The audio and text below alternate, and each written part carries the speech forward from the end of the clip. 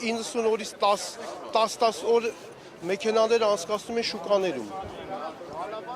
Դա ընդունելու թիվ չի է։ Նույնիսկ այդ 180-ն էլ ընդունելի չի։ Բեռնատարի վարորդներին պիտի սահմանափակում չդնեն։ Այդքան բան կասեմ ես։ Ոչ, բայց արդեն իմ օրը անցել է 120 օր։ Ու եկել եմ չեմ կարող գնամ։ Եթե շարունակվի, քանի մինչև երբ արդեն կարող է սարքել բոլորին առնչվել եւ այս բեռնատուփադրում իրականացնել։ Չեմ կարող ասել։ Մոտավոր հաշվարկներով արդեն առաջացել է խնդիրը, արդեն վարորդների մեծամասնությունը ժամանակն անցել է եւ չեն կարողանում արդեն սահմանը հատել։ Արդեն ռիսկային է գնալը, վերջ։ Այդքան բան կասեմ ես։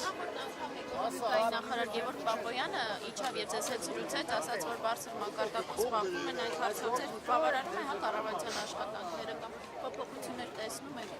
Այս բանի ոչ մի փոփոխություն չենք տեսնում։ Սպասում ենք լավ լուրերի։ Հույսով սպասում ենք, տեսնենք ինչ կանեն։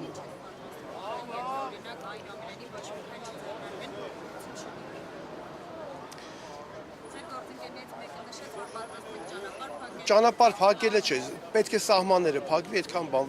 որ ոչ մի այլ երկրի բեռնատար ներ չմտնի Հայաստան։ Արդեն իրանք կզգան, թե ինչ է նշանակում մեր դեմ արգելք դնելը։